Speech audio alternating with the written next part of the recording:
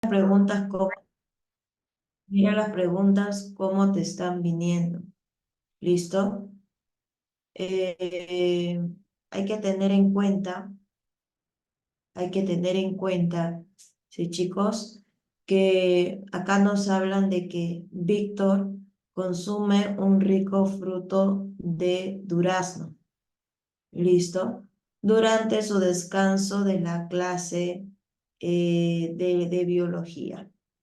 ¿Listo? Durante su descanso de la clase de biología.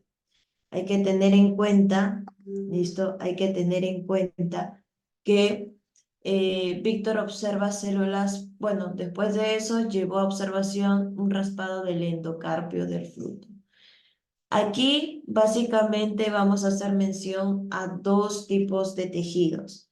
A un tejido parenquimático, no, un tejidos de sostén. ¿Listo? A tejidos de sostén. En este caso, por ejemplo, si hablamos de los tejidos de sostén, hay que tener en cuenta, ¿listo? Hay que tener en cuenta que Víctor observa células poliédricas de pared celular muy engrosada con plasmodesmos. Los tejidos de sostén son dos, son colénquima y esclerénquima. ¿Listo? Y si hablamos de endocarpio, ¿listo, chicos? Y si hablamos, por ejemplo, al nivel de endocarpio, hay que tener en cuenta que el endocarpio viene a ser una estructura propia de células esclerenquimáticas. ¿Listo? Viene a ser una estructura propia de células esclerenquimáticas. Por eso aquí nos dicen qué cosa. Por eso aquí nos dicen, acá nos usan el distractor, pared celular, muy engrosada y tal. Entonces, el endocarpio, la parte más externa viene a ser el pericarpio y la parte más interna es el endocarpio. Envuelve a las semillas. ¿Listo? El endocarpio envuelve a las semillas. Y estas semillas pueden ser, por ejemplo, leñosas, como las drupas. Por ejemplo, el durazno es una drupa, una cereza, una aceituna, es una estructura leñosa, o suave como las bayas. ¿Listo? O suave como las bayas. Entonces, si hablamos de una estructura leñosa, una estructura de sostén, ahí tengo dos, el colénquima y el esclerénquima. La diferencia es que el colénquima viene a ser forman células vivas y el esclerénquima formado por células muertas. Acá la 51 sería casa. ¿Listo? Casa. Aquí, por ejemplo, chicos, vamos a tener en cuenta lo siguiente. Hay que tener en cuenta, por ejemplo, en la rotación de la cabeza, algunas vértebras del esqueleto, ya. Cuando hablamos, mira, en este caso, las vértebras del esqueleto, eh, hay que tener en cuenta que tenemos 26 vértebras. Tenemos a las cervicales, a las dorsales, a las lumbares, al sacro y al coxis, de la cual la primera, que es el axis, se va a caracterizar porque va a permitir que los cóndilos occipitales, del hueso occipital obviamente, se aloje sobre las carillas del atlas. Mientras que la segunda vértebra cervical, el axis, tiene una apófisis odontoide que va a permitir que esta estructura gire, que la cabeza gire de un lado a otro. ¿Listo? La cabeza gire de un lado a otro. Entonces, por ejemplo, ¿no? Supongamos aquí que yo te diga, te lance una pregunta. Y es facilísima. Escucha, si la vida es de naturaleza material, estudiando las leyes que la rigen, podemos y debemos modificar y transformar conscientemente, en el sentido deseado, a los seres vivos. Ahora bien, si todo lo vivo ha sido creado por un principio espiritual, cuya ciencia es incognoscible, deberemos limitarnos a contemplar pasivamente la naturaleza viva, impotente ante fenómenos que se suponen inaccesibles a nuestro conocimiento y a los que se les atribuye un origen sobrenatural. ¿Listo? Entonces, te está hablando ya de origen sobrenatural. Con respecto al texto anterior, hablamos de una teoría el cual supone la existencia eterna y universal y carece de rigor científico.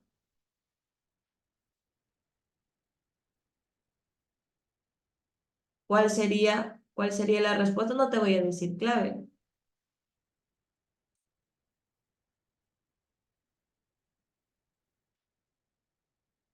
A ver. Creacionista, claro, la teoría creacionista. O sea, es muy distinto, por ejemplo, la forma en cómo te van a enfocar la teoría. Te están dando un problema, como acá, por ejemplo, y luego te dan un párrafo y luego el problema. Por ejemplo, aquí, las anomalías visuales más comunes son la pérdida de transparencia del cristalino. La pérdida de transparencia del cristalino hablamos de catarata. Y la pérdida de proceso de acomodación del cristalino viene a ser la presbicia. ¿Listo? Presbicia. Entonces, acá la 57 era beso. ¿Listo? La siguiente, por ejemplo, la siguiente, a ver, la siguiente, sí, a ver, ¿recuerdas el primer texto? Ya. Respecto al enunciado anterior, es considerado como defensor del catastrofismo. ¿De quién estamos hablando?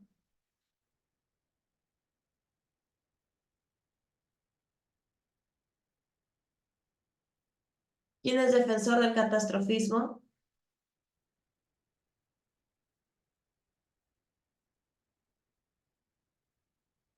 ¿Mm? Cuvier, muy bien. Ahí te va otra. Escucha. Antiguas teorías de la India, Babilonia y Egipto nos hablan de esa generación repentina de moscas, gusanos y escarabajos que nacen del estiércol y de la basura, piojos que se engendran en el ser humano, ranas, serpientes, ratones y cocodrilos procreados por el fango del Nilo, de luciérnagas que se originan en las chispas desprendidas de hoguera que consume o que se consumen gracias a la intervención de la entelequía sobre la materia inerte. Según el enunciado anterior, ¿a qué teoría se hace mención? Generación espontánea. A eso me refiero a que ya no nos van a dar pregunta-respuesta. ¿Listo? Siguiente. A ver, por acá. Te vuelvo a repetir. En sus obras Aristóteles no se limitó a describir numerosos casos de seres vivos, que según él parecía surgían espontáneamente, sino que además dio a este fenómeno cierta base teórica. Este filósofo consideraba que los seres vivos, lo mismo que todos los demás objetos concretos, formaban por la conjugación de cierto principio pasivo, materia, con un principio activo, la forma. Esta última sería para los seres vivos la entelequía, o sea, el alma. ¿Listo? Él decía que nuestra alma era la entelequía, nuestra fuerza vital. Con respecto a la teoría mencionada en dicho párrafo, son considerados defensores, excepto, listo, con respecto a la teoría mencionada en dicho párrafo, son considerados defensores, excepto Bacon, Harvey, Santo Tomás de Aquino, Pouchet o Tyndall. Primer lugar, ¿de qué teoría estamos hablando? ¿De qué teoría estamos hablando? Ojo, ¿ah? ¿De qué teoría? Te vuelvo a repetir, te vuelvo a repetir. ¿Listo? Te vuelvo a repetir. En sus obras, Aristóteles no se limitó a describir numerosos casos de seres vivos que según él parecía surgir espontáneamente. Claro, generación espontánea. Entonces, no, Ahora, no te está diciendo, por ejemplo, de frente, dame los defensores de la teoría, sino que está dando, te están dando, por ejemplo, los, no días chicos, ya. No, eso no está acá, te estoy leyendo de un banquito que tengo, bueno, aparte, listo, para que tú veas y para que tú vayas analizando. Otra, por ejemplo, escucha, estate tus cinco sentidos, porque si yo te digo resuélvelo, vas a estar ahí jugando, escucha. Ciertamente la vida es todo un enigma, que aunque se le busca en otros planetas, no está del todo claro que surgió en este. Los científicos continúan debatiéndose cuáles fueron los factores que se jugaron para dar tan maravilloso y extraordinario evento. Se sugiere que los microorganismos prevalecen diseminados por todo el universo y la vida comenzó en la Tierra gracias a la llegada de tales microorganismos, ya sea por medio de meteoritos, a través de la radiación o por medio de la nave espacial no tripulada. Referente al enunciado anterior, ¿cuál es el orden correcto? A ver, ¿cómo te lo digo? Referente al enunciado, referente a la teoría en mención, fue planteada por los científicos. Tenemos Richter, Helmholtz, Arrhenius, Linneo y Crick. Número 1, Richter. 2, Helmont. 3, Arrhenius. 4, Linneo y 5, Crick.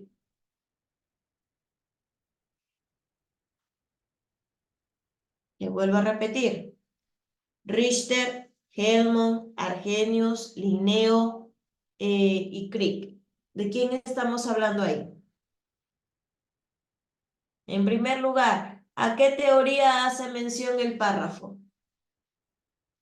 Muy bien, Andrea, la cosmozoica. ¿Listo? Y sería 3, 1, 3 y 5. O sea, Richter, Arrhenius y Crick. ¿Listo? Richter, Arrhenius y Crick. Por acá, con respecto al enunciado anterior, ¿listo? Con respecto al enunciado, o sea, que te estoy mencionando,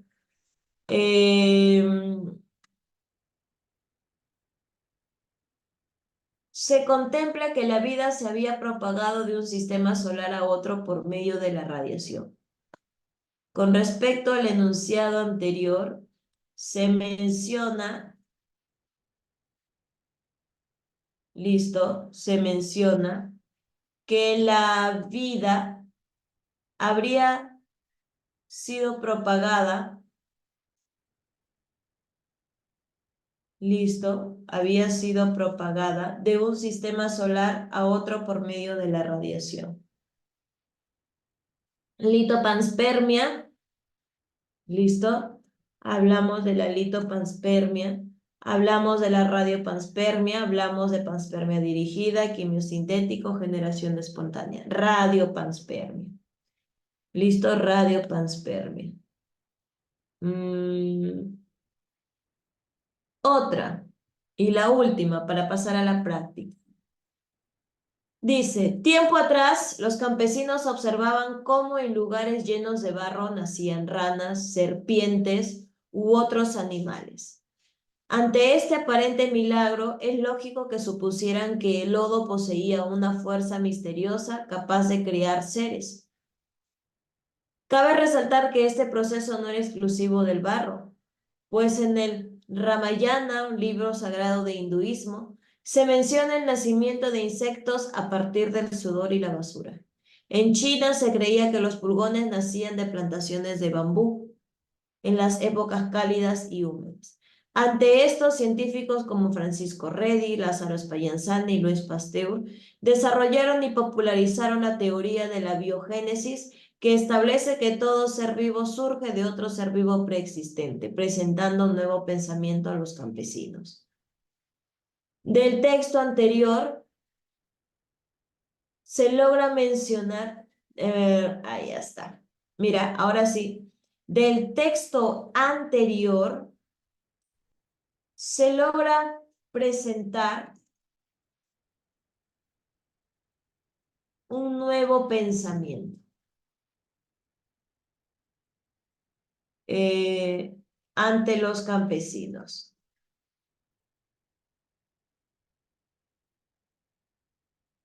el cual fue experimentado en primer lugar, ¿por quién?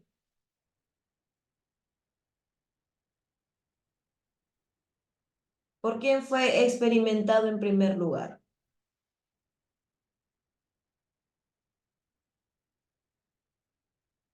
¿Mm? A ver, ¿por quién fue experimentado en primer lugar?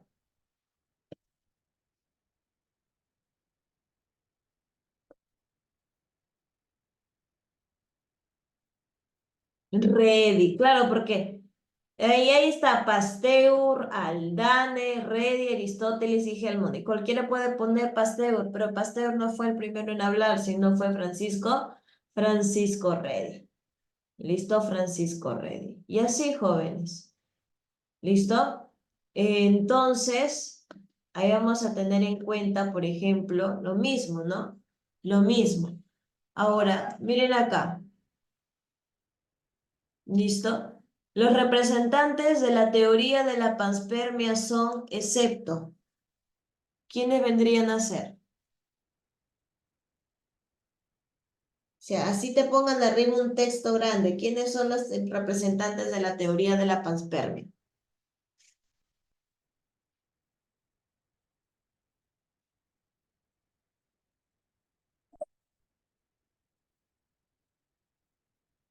A ver, chicos, ¿quiénes son estos representantes de la teoría de la panspermia?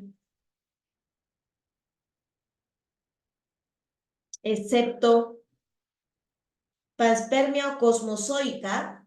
Panspermia o cosmozoica. ¿De quién hablamos ahí? Ready, muy bien, ready, porque ready es un biogenésico. En las siguientes relaciones sobre los representantes de las teorías de la evolución orgánica, señale la alternativa incorrecta. En las siguientes relaciones sobre representantes de las teorías de la evolución orgánica, señale la alternativa incorrecta. ¿De quién hablamos ahí?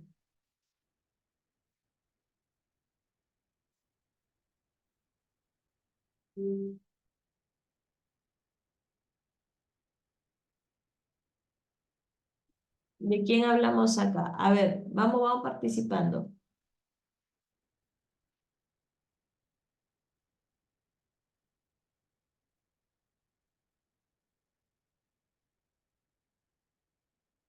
¿Mm? Enano. Neodarwinismo Packard, claro, porque Packard fue defensor ¿de quién fue defensor Packard? ¿De qué teoría?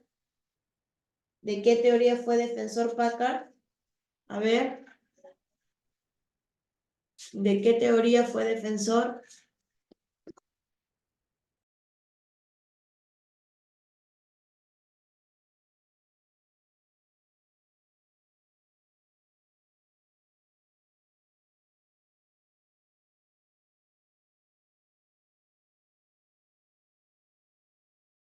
Neolamarquista.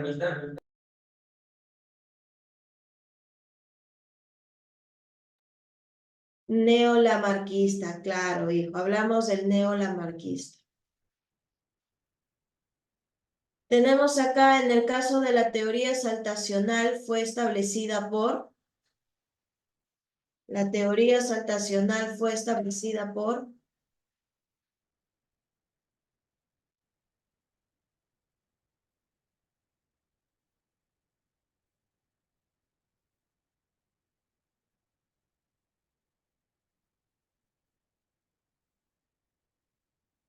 Hugo de Bryce, claro, chicos. Mendel no.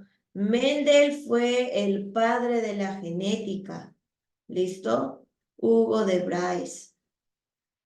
¿Listo? Muy bien. La 7. Las evidencias de la evolución orgánica. ¿Hablamos de quién ahí? A ver, hablamos de quién.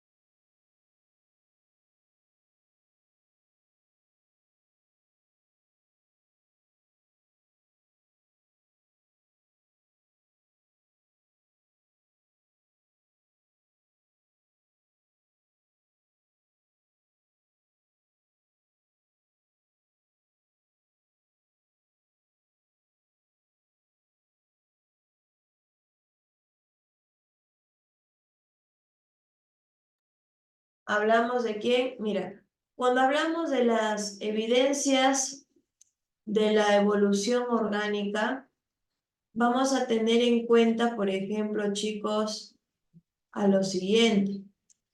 Cuando hablamos de las evidencias de la evolución orgánica,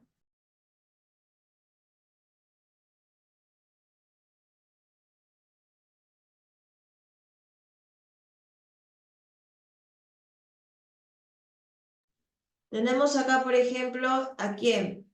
Tenemos por acá, por ejemplo, a la mutación, es un cambio indeseable en el material genético heredable y detectable. ¿Listo? Cuando hablamos de una mutación, hablamos de un cambio a nivel de los rayos UV, no, un cambio del ADN, ¿listo?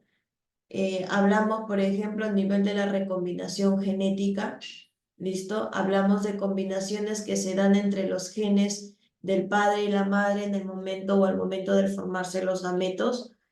Vamos a tener en cuenta, por ejemplo, en el caso de la especiación también, ¿listo? Hablamos de los eventos en que se conducen a nuevas especies. Como tipos de especiación hay hibridación y hablamos de bifurcación. La bifurcación es el responsable directo de la biodiversidad. ¿Listo, chicos? Es el responsable directo de la biodiversidad. Entonces, si acá nos dicen, son evidencias de evolución orgánica, tenemos mutaciones, en primer lugar, la paleontológica no, biogeográficas tampoco, ¿listo?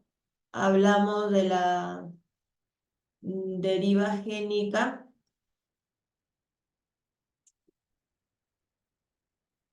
Listo, hibridación. Ahí tenemos la formación de nuevas especies, recombinación genética y mutaciones. 1, 2 y 4 dicen por acá. A ver, deriva génica, mutaciones y evidencias fisiológicas. ¿Listo? Hay que colocarle por acá en vez de evidencias fisiológicas, hibridación. ¿Listo? Y colocarle por acá hibridación. Vamos a tener por acá, por ejemplo, bifurcación. ¿Listo? Y ahí vamos a tener 1, 2 y 4. ¿Listo? 1, 2 y 4. Vamos a tener en cuenta, ¿listo? Vamos a tener en cuenta Ahora aquí, miren chicos, vamos a tener en cuenta acá, a nivel de química de la materia viva. A nivel de química de la materia viva hay que tener en cuenta que nos dice, nos hacen mención a nos hacen mención, por ejemplo, a las diatomeas. Cuando hablamos de diatomeas, por ejemplo, al hablar de diatomeas, vamos a tener en cuenta a las algas y sobre todo a un tipo de algas, a las crisofitas, ¿listo? A las algas crisofitas. Vamos a tener en cuenta, por ejemplo, que estas algas crisofitas, ¿listo? Vamos a encontrarlas acá, por ejemplo, son conocidas también como las algas doradas, ¿listo? Entonces, vamos a tener clorofila A y C, y va a tener su pared celular de celulosa más sílice, ¿listo? Celulosa más sílice.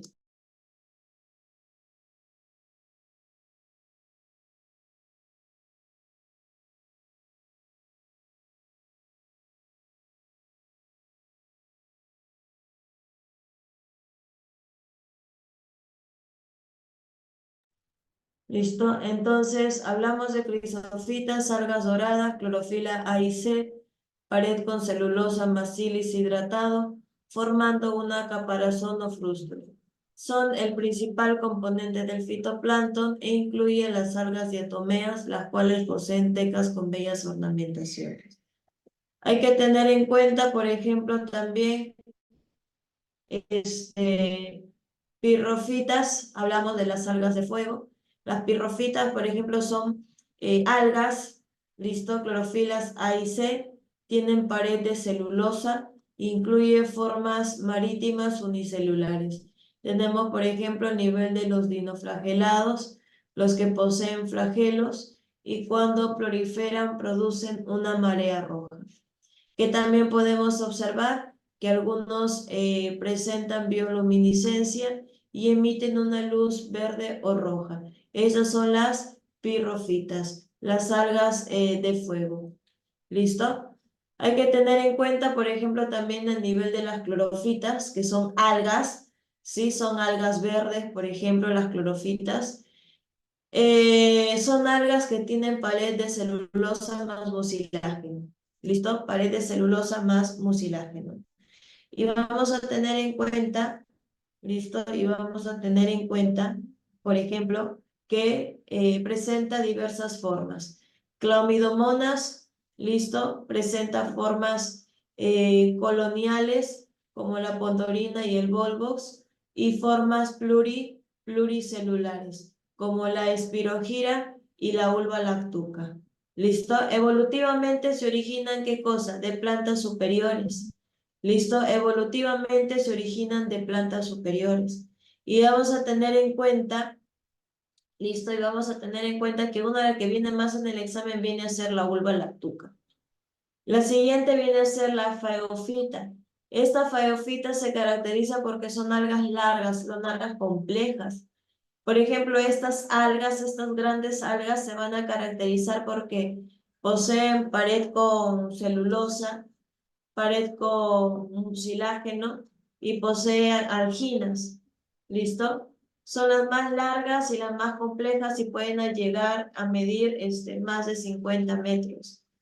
Por ejemplo, acá también los cuerpos de estas algas son utilizados como fuente de alginato, son utilizados como espesantes en las industrias. ¿Listo? El alginato, o sea, de ahí se vamos a obtener, por ejemplo, el alginato lo obtenemos de la arginina. Hay que tener en cuenta, por ejemplo, a nivel de rodofitas. A nivel de rodofitas vamos a observar, por ejemplo, la clorofila A y clorofila D. ¿Listo? Y estas clorofilas presentan pared con celulosa más mucilágeno. Esto vamos a observar que se encuentran a mayor profundidad. A mayor profundidad, por ejemplo, de 100 a 200 metros, en este caso en la superficie. ¿Y qué vamos a obtener de esta rodofita? El agar-agar, la carragenina, que son usados en medicina. Vamos a tener en cuenta, por ejemplo, también a nivel de del reino protista a nivel de los protozoarios. Los protozoarios, ¿qué son? Son de estructuras unicelulares, son de vida libre, forman colonias. Y hay que tener en cuenta que un protozoario puede ser macroscópico o microscópico. Un protozoario, en este caso, hablamos, por ejemplo, los macroscópicos son radiolarios o foraminíferos y pueden alcanzar hasta 15 centímetros. Hablamos de su hábitat. La mayoría son de vida libre y otros son parásitos. Hay que tener en cuenta que son acuáticos y viven en agua dulce o salada. Hablamos, por ejemplo, a nivel de su respiración. Son anaerobios o aerobios. ¿Listo? ¿Qué quiere decir anaerobios? Que viven en ambientes sin oxígeno. ¿Y qué quiere decir aerobios? Que viven en ambientes donde sí hay oxígeno, los aerobios. Por ejemplo, a nivel de la nutrición. A nivel de la nutrición son exclusivamente heterótrofos, chicos. Son holozoicos. No vamos a hablar de protozoarios autótrofos, son heterótrofos. Y bueno, sí, su reproducción es asexual y sexual. Asexual por fisión binaria y por esporozoarios o esporulación. Y hablamos de la sexual porque es utilizada eventualmente por algunos protozoarios. Por ejemplo, hablamos de los ciliados. Los ciliados pueden intercambiar su macro y micronúcleo. Hablamos de la autogamia. O sea, pueden intercambiar en forma recíproca el material genético entre dos individuos estrechamente unidos, ya sea por conjugación. Entonces, aquí, por ejemplo, hablamos de los mecanismos de adaptación, hablamos de numerosos protozoos. Estos protozoos han desarrollado la capacidad de formar estructuras de resistencia a pocos periodos desfavorables. Por ejemplo, hay que tener en cuenta, listo, hay que tener en cuenta eh, que los protozoarios forman quistes. Y hablamos de un quiste, hablamos de hospederos que se denominan trofozoitos, que también vamos a observar a nivel de sarcodario. A nivel de sarcodarios, por ejemplo, la Ameba proteus, la Entamoeba gingivalis, la Entamoeba coli, la Entamoeba histiolítica y la Cantamoeba. Ojo, los sarcodarios, como te expliqué en clase, se desplazan por pseudópodos. ¿Listo? Los sarcodarios se desplazan por pseudópodos. Vamos a observar algunos ejemplos. Ameba proteus, Entamoeba gingivalis, Entamoeba coli, Entamoeba histiolítica, Acantamoeba también. Hay que tener en cuenta, por ejemplo, a nivel de ciliados e infusorios. ¿Listo? A nivel de ciliados e infusorios tenemos, por ejemplo, al Paramecium caudatum, Paramecium, pero la diferencia es que ellos se desplazan por cilios. Tienen una boca, mira, acá está su boca. La boca se llama citostoma, la faringe citofaringe y el ano citopigio. Ejemplo, tenemos Balantidium coli, Spirostomum, Paramecium aurelia, Paramecium caudatum. Estas son cuando observamos a nivel de microscopio. Los mastigóforos o flagelados, por ejemplo, ahí tenemos al látigoforos, o sea, algo que se lleva consigo. Tenemos, por ejemplo, a Trypanosoma cruzi. Como Trypanosoma cruzi, hay que observar, por ejemplo, como Trypanosoma cruzi, vamos a observar, al, por ejemplo, como Trypanosoma cruzi, vamos a tener en cuenta a este flagelado, este mastigóforo, que se va a ser transportado por un vector, y el vector es este. El vector se llama Triatomas infestans. ¿Listo? Triatomas infestans. Entonces, vamos a tener en cuenta, por ejemplo, ¿a quién? Aquí observamos a Trypanosoma brucei. Mira cómo se mueve. Trypanosoma brucei es el mal del sueño. ¿Listo? Este es el mal de Chagas, por ejemplo. Este es el mal de sueño. Y Trypanosoma brucei es transportado por la mosca tsetse. ¿Listo? Trypanosoma brucei es transportado por la mosca tsetse. Y vamos a tener en cuenta, por ejemplo, acá, a Leishmania. A Leishmania SP, hablamos de Leishmaniasis cutánea. ¿Listo? Hablamos de la leishmaniasis cutánea. Flebotomus es el que transmite a esta enfermedad. Es el flebotomus. ¿Listo? Entonces, otra enfermedad viene a ser la trichomona, otro protozoario, la trichomona vaginalis. Y la trichomona vaginalis se va a caracterizar porque esta trichomona vaginalis se caracteriza porque no va a ocasionar infecciones vaginales, ¿listo? A nivel de la vagina. Giardia lambia es una estructura que presenta 8 flagelos y causa enfermedades, es un protozoario que causa una enfermedad diarreica, ¿listo? Es un protozoario que causa una enfermedad diarreica. ¿Qué más? Trichoninfa. La trichoninfa se va a caracterizar porque va a permitir o va a vivir dentro de la termita. La trichoninfa vive dentro de la termita, o sea, la trichoninfa va a permitir degradar la celulosa, o sea, le ayuda a degradar la celulosa a la termita y la termita le brinda el ambiente, ¿cómo se llama este ambiente? Aerobio. ¿Listo? Le brinda el ambiente aerobio. En el caso de los esporozoarios, de igual manera, mira, acá hablamos de Toxoplasma gondii, la toxoplasmosis, Toxoplasma gondii. Hablamos, por ejemplo, en el caso de unas semillas, o ellos no se desplazan ni por cilios, ni por flagelos, ni por pseudópodos. Listo, Toxoplasma gondii causa la toxoplasmosis, es un esporozoario o apicomplejo. Plasmodium también, el Plasmodium causa la malaria. Y mira cuántos esporozoarios se va a formar. ¿Listo? Mira cuántos esporozoarios se va a formar. Hay que tener en cuenta, ¿listo? Hay que tener en cuenta en este caso, eh, hay que tener en cuenta, ahí está.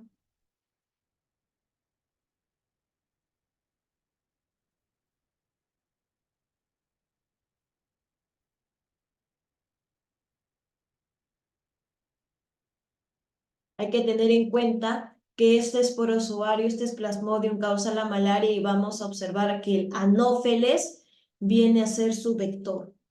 ¿Listo? Entonces, chicos, ¿qué más vamos a observar? Por ejemplo, a nivel de las bacterias. ¿Listo? A nivel de las bacterias, en primer lugar, vamos a tener en cuenta a nivel de las bacterias, hablamos a nivel del filo esquizofita. El filum esquizofita incluye bacterias, organismos como bacterias, micoplasmas, riquecias, clamidias u otras. Y hablamos ahí a nivel de pared celular como mureína. ¿Qué vamos a tener en cuenta? Que presenta una nutrición heterótrofa y autótrofa, o sea, de las dos formas. Y si es heterótrofa es parasitaria porque producen una enfermedad, o sea, descomponen materia orgánica. Y si es autótrofa decimos que es fotosintética, o sea, poseen bacterioclorofila, producen oxígeno, obtienen energía de reacciones químicas. Vamos a tener en cuenta, mira, que según la cantidad, según la pared celular, vamos a ver de identificar estas dos estructuras. ¿Listo? Ya sea gran positiva o ya sea gran negativa. Gran positiva porque tiene varias capas y gran negativa una capa. En la gran negativa encontramos los lipopolisacáridos y en la gran positiva encontramos los ácidos teitoicos. Ambos, lipopolisacárido y ácidos teitoicos, son heteropolisacáridos. ¿Listo? Son heteropolisacáridos. Gran positiva son de violeta y gran negativa son de color rosado. Para esto usamos cefranina, por ejemplo, la gran negativa.